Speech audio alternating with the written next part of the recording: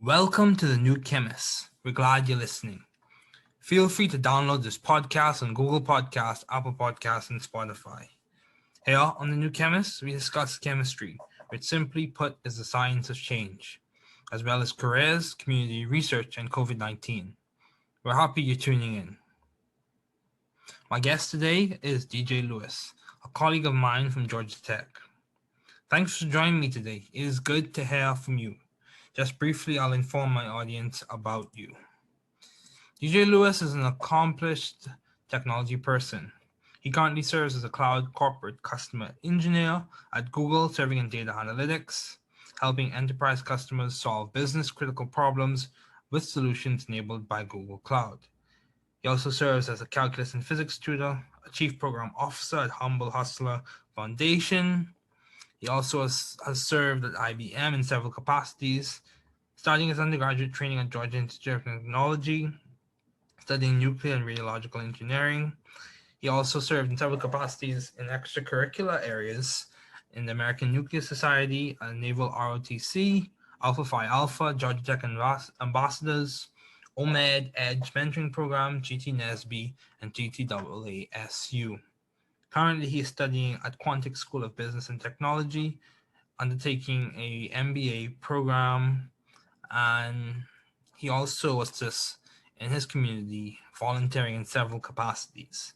An accomplished technology person, an excellent colleague of mine, and a Georgia Tech alumni. Please welcome DJ. Hey DJ, thanks for joining me today. It is great to have you on. I haven't seen you since we've been at Georgia Tech, but it's really good to see you. I've seen you've been very progressive. You have done a lot in terms of studies, and now you're working as an engineer. So my first question to you would be, what have been your long-standing interest in the field of science? Yeah, so science and I'll say technology in general really drives me, right? And my big interest is solving problems at the end of the day. So that intersection between science, engineering, and actual business cases is my kind of overall goal. So if we can make the world 1% better each and every day, that's what really gets me up in the morning. Okay, good. So the iterative process associated with improvement, like doing a little 1% every single day. Yeah, that's a good perspective to have. So moving forward, what would you say has been a major contributor to your success as a student? Would you say it's your perspective on the 1% improvement every single day? What would you say has contributed to your success? Major contributions, I definitely say, is my support system, my village. So it starts with my mother. She's actually a principal. So education has been just drilled down within me from a young age of give myself opportunities to choose, right? Okay. So with education, that's something that we can learn, we can understand, not only to get through and jump through the formal education ladder and the corporate hoops, but also just better understand our world, understand the problems we face and how we can solve them. So I'd say my village, starting with my mother, would definitely be that catalyst. I'd also say mentorship. So along the way, excuse that, along the way, I've really been very fortunate to network and mix and mingle with some pretty great thought leaders, some people who, want to make a difference and do make a difference in society in their own unique ways. So just them telling me, okay, I'll agree to this mentorship, this relationship, but just really do one thing for me. Make sure you give back. Make sure that you help others along the way. So just that village mentality, that communal mentality, I think has led to a lot of my success in the education realm. Okay, so that makes a lot of sense. You're talking about the power of community and how that has played a large role in your success. So in terms of mentors, would you say your mentors, you mentioned mentorship, so would you say that your mentors were primarily at Georgia Tech, or did you find mentors along the way for each step of your journey? What would you say? Where was your key place where mentorship was really needed and where you found the most mentorship? Yeah, I think me personally, I think that life is a journey, right? There's different points in time. So my time at Georgia Tech, I did find some great mentors there, but at each point in my journey called life, I found mentorship just by really trying to be genuine, trying to add value in each and every space I've been in. And sometimes it's been peers, sometimes it's been people I look up to who are a little further along in their career path than myself.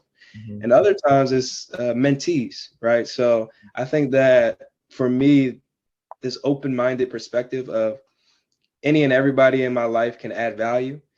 True. And that has led me to take advantage of all of the relationships that I've been able to form. That's true, because everyone is significant. No. Yeah, it's true. Everyone has the capacity to add value. Everyone's existing for a reason. Yeah. Exactly. Yeah. And I that's my belief. That's my belief. So how have you been adaptive and creative in your field? What would you say? What spin have you added? What change have you brought? What new insight or new idea or new perspective or new strategy have you brought to your field that you could say you complemented? That's a great question. So at a high level, go ahead. Whichever level you prefer. Yeah, I start at a high level. I think that right now I'm a customer engineer, a sales engineer at Google.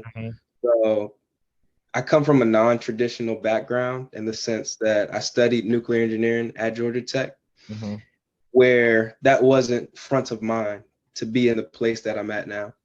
With that being said, I feel like I bring a fresh and new perspective apart from some of my peers who come from a more traditional computer science, IT management sort of background and mentality. So throughout my studies, I was the one looking up different energy fields, looking up, nuclear related news, not really looking at what is Kubernetes, what is artificial intelligence, all of these cutting edge technologies that I talk about on the daily basis now. So that's allowed me to come in fresh and without biases, so to speak, right? Because of that, I think that I add value to the spaces of technology. So in terms of what I've actually contributed, it's been progressing and closing deals and really solving business problems for different enterprises throughout different industries. So I've helped in the telecommunications. I have a customer. They're leveraging Google Cloud now. They have like 500,000 agents. I've helped with Verizon, for example, just making their applications just smoother by leveraging powers of the cloud. So being able to evangelize cloud at this stage, and especially being so young, that has allowed me to come into different spaces and really say, I believe in this XYZ and this is why, and be able to give my suggestions in this space. So that impact is shown in various ways. Oh, that's good, and I think, that's good. Continue on the same trend of thought in terms of adding value to your space. Would you say that your core values and your capacity to build and improve on your craft has complemented to you being able to add value to the spaces that you have resided in? I definitely think so, because it's not straightforward how people can add value, right? I feel like sometimes it can be almost like a buzz phrase these days where, I want to add value. I want to add value. So being able to have a focal point in terms of, okay, these are my core responsibilities in my job role. However, outside of that, and we call it like a 20% project, so things outside of our direct scope, I feel like that's where the magic happens, because we get to be explorative. We get to look at things with a different lens and say, oh, actually, for instance, I help run a nonprofit on the side as well.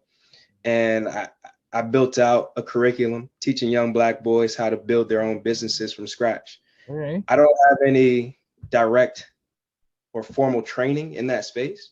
However, just with the tools I've built over my lifetime, I was able to say, okay, this is a problem. This is something, an area that I'm passionate about and that I can add value to.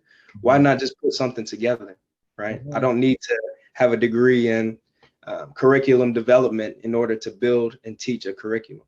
So that's just one example of you can add value in so many different ways. Yeah. Passion can empower you to do a lot of things. So, you mentioned this as a quick aside. You mentioned the term Kubernetes. I don't think I've ever heard that one before. What were you referring to? Yeah, so Kubernetes is actually an open source project. And if you've heard of containers in the application development world, that's pretty big these days, where back in the day, 10, 15 years ago, people would build out these big, huge, monolithic applications. Those have its pros and cons, but these days it's preferred to break down the functions of that application. Say like our Netflix application, right? We want to pull things up. You want to be able to sign in. You want to be able to look at your history, your shows. Instead of it all being on one monolithic application, Kubernetes and containers allow you to go with this micro service architecture. So it's a new way of, not new, but relatively new in this sense of cloud development, cloud space, like within the past 10 years of just being more efficient and being more intentional with each line of code that developers write. Wow. That's very interesting. So, in terms of you finding the right environment, how did you find it to be the thrive scientifically and intellectually? Would you say you found it, and how did you find it? Yeah, my journey again is non-traditional. I came to Georgia Tech on a Naval ROTC scholarship.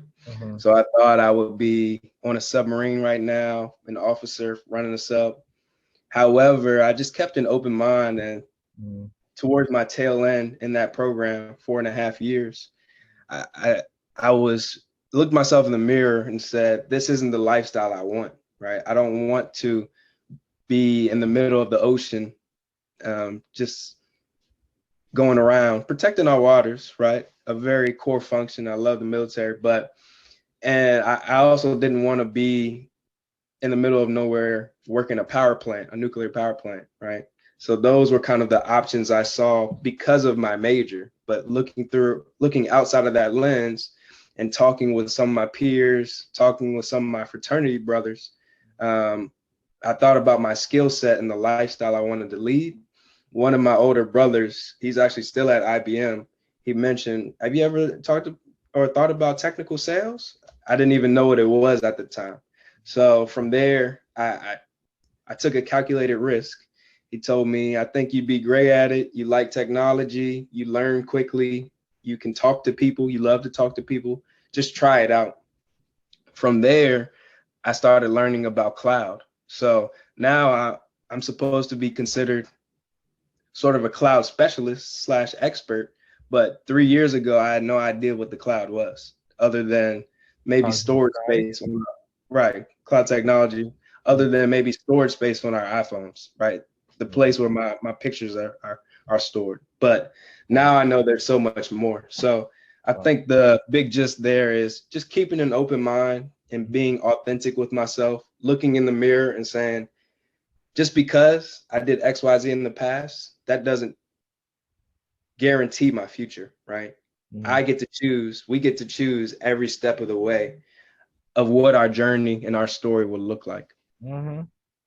Yeah, we have agency. We have agency and we have autonomy. Yeah, I agree.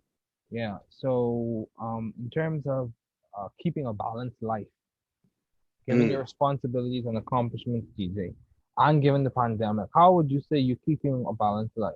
Are you keeping a balanced life? Ooh, that's a great question. I kind of view, again, life as more fluid. I think I have balanced moments, and I think that I have unbalanced moments. Right. It's similar to a chemical reaction, right? Sometimes it's more forward favoring, sometimes it's back. I was just tutoring. I tutor on the side as well. I was just tutoring last night, some chem. one of my students has a chem test today, so that's top what's of up, mind. dude. That's what's up. Yeah. Yeah. But with that being said, yeah, I like to try to be intentional, to be my thing is being consistent in flow, right? If you think of life as kind of like a sound wave of ups and downs, I want to keep my altitudes consistent, as small as possible. So instead of going, and you can't see me because we're talking about a podcast, but instead of going, 10x up and 10x down, go 2x up, 2x down. So these ups and downs kind of make more of a subtle stream. With that being said, I have some key like daily tasks and actions that I like to do personally that keep me grounded. Okay. So for example, waking up fairly early, going to the gym, making sure I eat all my meals, making sure when I wake up, I don't go straight to my phone. Before I go to bed, I'll read about 30 minutes and cut off the TV. So these little micro habits is what I try to keep on the daily basis to stay balanced. But the other side of the coin is, we don't progress if we stay balanced, if we get too complacent, right? Growth and comfort don't coexist. So sometimes I will skip a meal. Sometimes I might not be able to go to the gym. And I've accepted that that's okay too, right? That's part of the flow. I agree. Yeah, dude. Yeah, because you bring up an interesting concept. Many times I've heard people, or when discussions of balance occur, there's almost an implication, or there is an implication sometimes that balance is like this standard, or like this perfection goal type thing. However, Right. I've heard different perspectives on that. I've heard different perspectives on what it means to be a healthy whole person. That doesn't mean that you don't have bad days. It doesn't mean like you don't even fall apart sometimes. But the resounding point, or the thing that you want to keep constant, is that you adjust, you regroup, and you move forward. And I agree. and even we can make this even more concise and more concentrated and more specific. Like even when it comes to this is a buzz phrase now, mental health. Many times, I was reading this book by Resilience by Frederick Flock. Really good. It's a really good book. I haven't finished reading it yet. But what I've read so far, it speaks volumes. He speaks about how mental health can be considered, from the perspective of homeostasis, in that, homeostasis is not a static process in the body. It's dynamic. Right. Like you have a disturbance, you adjust. And it's about being the capacity to adjust, the capacity to be resilient in the midst of challenges and difficulties. I think that contributes to you being a healthy whole person. That's just my perspective.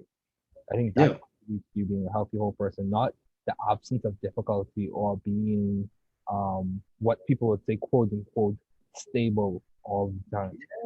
I completely agree. Yeah. We have to take the good with the bad, the light with the dark. Yeah. Yeah, you have to know how to throw it up every now and again and be calm and right.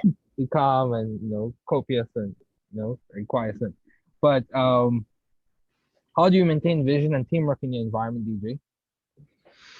A vision and teamwork environment. How do I maintain those values? Yeah, in your environment. I think it really does start with self. Okay. And we talked a little bit now. My mentality is very open, very team oriented, just to start. But I think it's important to consistently express that too, right? So that expectations management with my peers, with my manager, saying, hey, for example, I'm okay in XYZ, but I really could use some help in this realm, right? And just accepting the fact that it's okay not to know. It's okay not to be the smartest person in the room. And I feel like once you accept that and once you're able to communicate that, for me, at least, that has multiplied my opportunities or amplified my opportunities 10x, right? It's allowed me to meet so many more people. It's allowed me to leverage different values and strengths of others so that I can focus on my core values and strengths. I can refine myself. And going back to our balance discussion, so I don't get overworked or burnt out, right? If you're great at marketing and branding, cool, perfect. You got that. I trust you enough. Having that trust is another element to execute your role, to stay in your lane. And I expect that same trust, vice versa, right? So I think those are some key points, some key elements there. Yeah, dude, I agree. Maintaining a good environment. And I'm gonna throw this term out here, but like in linear algebra, we learned about linear combinations. Different No. things have different weights, and you have different things that you're adding together. Mhm. So I would say it's a linear combination of several things. You mentioned a key point, the fact that um, understanding that it's okay to not know. Like my Right. value as an individual, my value to the team, even though what I know and my capacity to help the team may be tied, or many times it's coupled, but my value as a person at the end of the day is not tied to what I know. It's tied to Exactly. who I am. And for me personally, it's tied to my belief system and my faith system. So, and that's where my self concept really is rooted. So, why did you choose nuclear engineering as a field to major in at Georgia Tech? Yeah. So I'm a fairly simple-minded man, to be honest. Fair. Um, Good to have simplicity, eh? yeah. So um, I wanted to go to Georgia Tech just because 17-year-old DJ, I was looking at different schools around the country. I'm originally from Maryland.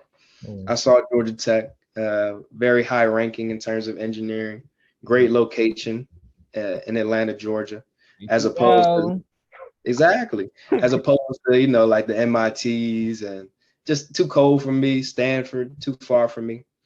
With that being said, I knew with out-of-state tuition, I didn't financially have that money on hand, and my parents didn't either. So uh, my father was in the Navy. He mentioned Naval RTC because he also did Naval RTC. I was fortunate enough to get into that program to cover everything for school. So with that being said, I wanted to be the best within my nuclear or my naval realm, right?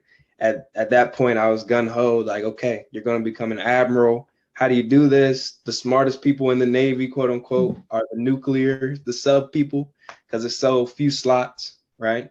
okay. Uh, so I was like, I know nothing about what actually propels these ships and what our nuclear warheads look like. Let me learn more about this field. It's interesting. I thought that energy is something that is a challenge, something that we're still trying to, and we'll continue to try to solve in terms of what are the best mixes of how to power our ever expanding world. So all of those factors together, I said, okay, I think nuclear engineering at Tech would be a good fit. Also, it just sounded cool. I was just like, oh, okay, you're a black guy, nuclear engineering. People always kind of their eyes light up. Assume I'm intelligent beyond my years and all that stuff. So Wow. those factors play into play. Okay, dude. Yeah, dude. Keep it real. I agree. I agree. Keeping it real. Yeah. Yeah, It's interesting how like takes us on these journeys. Hey, you come up with an idea of what you want to do, and then as time progresses, you realize our gifts and our desires coincide with something a little bit different, and exactly. that's okay. That's okay. Right. There's nothing wrong with that. So, do you have any advice to those pursuing the field you're currently working in? Yeah, I'd say be authentic, be genuine. Yeah, dude, I agree. Yeah. Uh, as we've discussed throughout this time, we can add value in different ways, right? So there's no cookie cutter pathway to actually get into big tech, so to speak, right? It's all about being a genuine person and adding value. And everyone on my team today, they come from different backgrounds. Some have been CEOs at startups. Some weren't even, science technology majors. However, they all see the value that technology, specifically like smart analytics, AI, cloud, can shape our world and help us, live more intentional, easier, quote unquote, lives. So all that being said, just be you. Yeah. Understand your strengths, understand your weaknesses, take that intentional time to evaluate yourself and match that up with the lifestyle you want to live, right? Technology is not the end all be all. We need carpenters, we need XYZ career paths. It takes a village. So go to where your strengths are, go to where your heart lies. You'll be good to go. Yeah, do it. Yeah, keep it humble. I think it's definitely a plus. It's always good to be humble. Yeah. Yep. Yeah, dude. And so, as we conclude, what would you say is the most beneficial advice you have received? Someone's told you Ooh. in line with the authentic self. Yeah, it definitely does. It's don't overthink it. Just be you, be present, Yeah, dude. I agree. authentic. Yeah, that's it. Yeah, dude. That's good. Simple and to the point. And just as we conclude, um, even in my faith perspectives, the capacity to be present allows you to enjoy the moment more. Where you're not just thinking about what's the next thing, what's next, or what's the next goal to set, or what's the next achievement to get. So yeah, man, I completely agree. But anyway, DJ, thanks for joining me today. It was good to have you on. Concept development 4, chirality and isomerism. Isomers, as defined earlier, are molecules with the same molecular formula but differ in structural arrangement, space, connectivity, or geometry around the bonding arrangement.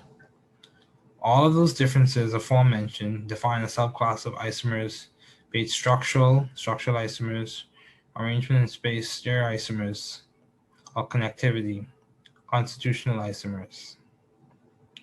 Each subclass has its own significance, but in this chapter, elaborations will be done primarily on stereoisomers.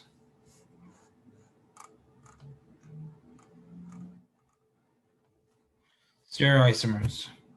Stereoisomers, or spatial isomers, are molecules with the same molecular formula but differ in three-dimensional spatial arrangements. A stereoisomer has a stereogenic center, which is a location in the molecule where the interchange of two groups in space results in new stereoisomers. A subgroup of stereogenic centers is a chiral center, which typically refers to a stereogenic center with an sp3 hybridization or tetrahedral geometry. Every chiral center is a stereogenic center, but not every stereogenic center is a chiral center. Stereoisomers can be further divided into 3 other categories: enantiomers, diastereomers, and atropisomers. Enantiomers are optical isomers. These optical isomers are molecules that are non-superposable mirror images of each other. Enantiomers typically have chiral centers. Enantiomers are very significant in the pharmaceutical industry, with specific enantiomers in drugs having specific effects, or to that extent, no effect at all. This is seen with the classic example of thalidomide, ibuprofen, and Darvon,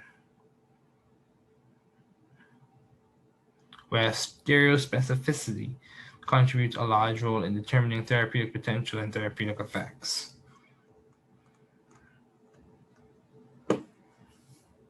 Enantiomers are typically designated by the signets of absolute configuration, which are rectus, R, and sinister, S. These molecules are also designated by the relative configuration, which are dextrorotatory D, or levorotatory L.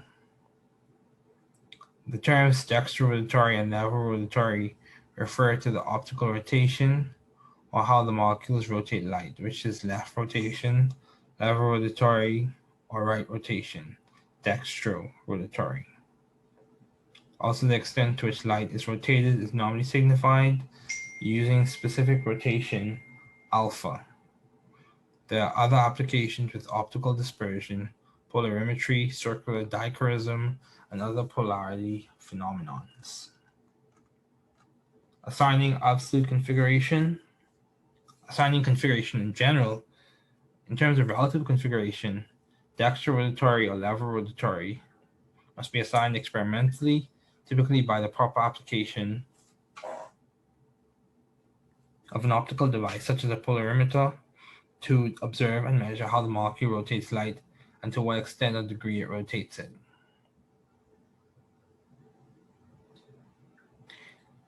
Absolute configurations.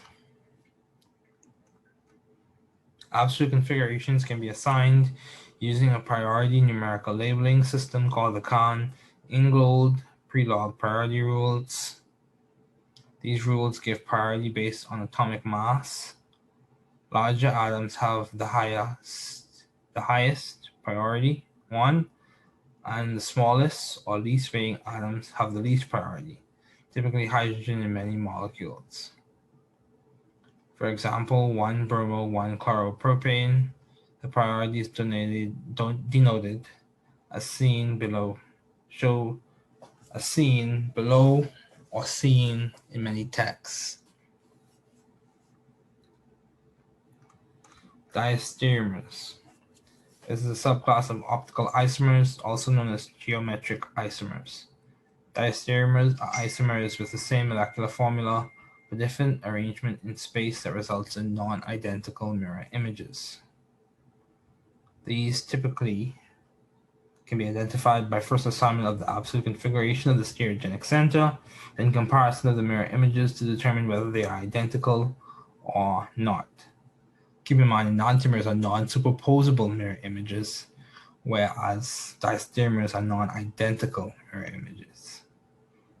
These steps reciprocity are in a suggested order in terms of assignment. Subclasses of diastereomers are cis-strand isomers and conformers, which can be further divided into rotamers. EZ isomerism and cis-trans isomerism. As dextrorotatory and levorotatory is relative assignment for stereochemistry, so is cis and trans. Cis and trans isomerism allows for the denoting of the spatial arrangements based on like groups, for example, trans 1,2-dichloroethene or cis 1,2-dichloroethene. This relative system, cis or trans, can become obscure very quickly, so to provide a more meticulous system, the Kahn-Ingold pre-log priority rules are used to label the substituents on the double bond using the EZ entogen or opposite / Zusammen or same side. This system aforementioned provides more clarity with stereochemistry. As stated earlier, the Kahn-Ingold pre-log priority rules give the highest priority 1 to the largest substituent or the substituent with the greatest atomic mass. And the following substituents are labeled with the numbers 2, 3, 4 based on the masses.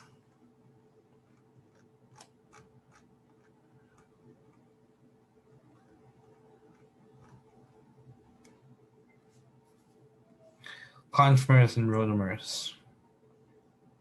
A conformer is an arrangement or conformation of a molecule based on rotation of single bonds that resulted in a potential energy minimum. A classic example of a conformer is with cyclohexane, in which you have the chair, the half chair, the twist boat, the twist boat, the half chair, and the chair. All of those are different conformers. A rotamer is just a conformation of a molecule that results from another rotation of the molecule's single bonds. You see this example in terms of gauche, eclipse, and anti with butane. The Newman projections are good at showing these different rotamers. Anomers.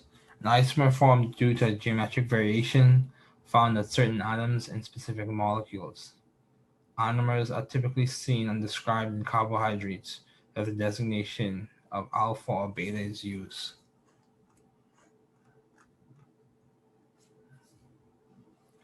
Epimer. An epimer normally found in diastereomeric pairs is a stereoisomer that differs in configuration at any point in the molecule by changing the position of the two substituents results in the formation of a new stereoisomer. Basically, an epimer is an isomer that differs in configuration at any stereogenic center. The Lebel-Van 't Hoff rule, if there are n stereogenic centers, with 4 different substituents attached. There are 2 to the end, different stereoisomers possible. This is the end of concept development 4. Thanks for listening. We're glad you were able to tune into this podcast. Once again, this is the New Chemist, where we discuss chemistry, which simply put is the science of change, as well as the other sciences, careers, community, research, and COVID-19. Thanks again for listening. Note, the views on this podcast represent those of my guests and I.